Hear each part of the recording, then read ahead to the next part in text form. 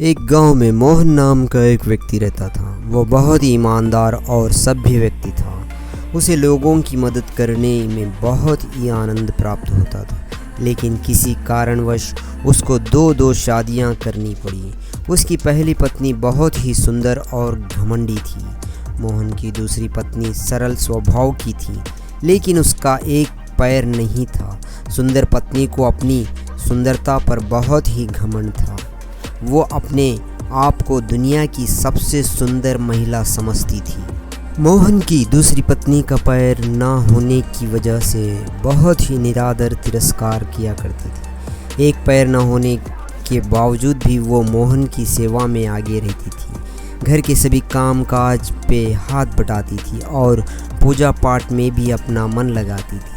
मोहन की तरह ही उसे भी दूसरों की सहायता करना बहुत पसंद था, लेकिन उसको बाहर जाने का मौका ही नहीं मिल पाता था। सुंदर पत्नी तो दिन भर आईने के सामने बैठकर स्वयं को निहारती रहती थी। उसे केवल अपनी सुंदरता से ही प्रेम था। एक दिन मोहन घर पर नहीं था। सुंदर पत्नी दूसरी पत्नी पर अपनी सेवा के लिए आदेश पर आदेश देती जा रही थी।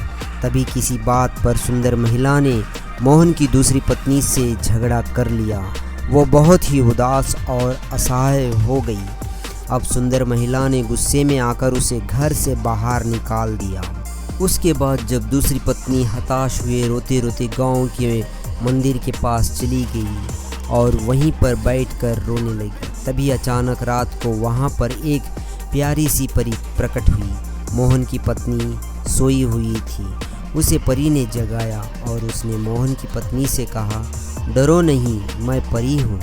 मुझे भगवान ने तुम्हारे पास भेजा है तुम्हारी सहायता करने के लिए। भगवान तुमसे बहुत ही प्रसन्न है। अब तुम्हारे सारे दुख भरे दिन बीत गए हैं। इतना कहकर परी ने उसे एक सुंदर सा रूप दिया और उसे एक बिंदी भी दी। परी ने बिंदी देते हुए कहा, यदि ये बिंदी तुम्हारे सिवा कोई दूसरा छुएगा तो वो कुरूप हो जाएगा। इतना कहकर परी वहाँ से चली गई। मोहन की पत्नी ने जैसे ही बिंदी लगाई, उसका पैर भी वापस आ गया। वो मन ही मन बहुत खुश हुई और घर की ओर वापस चली गई।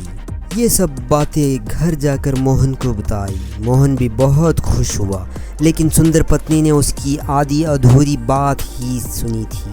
सुंदर पत्नी ने जब उसकी बिंदी को छुआ तो वो उसी समय कुरूप हो गई। जब मोहन ने उस कुरूप महिला को अपने घर में देखा तो भिखारी महिला समझकर अपने घर से बाहर निकाल दिया। दोस्तों, ये छोटी सी कहानी आपको कैसी लगी कमेंट करके हमें ज़रूर बताइए। लाइक और सब्सक्राइब करना ना भूलिए। धन्यवाद।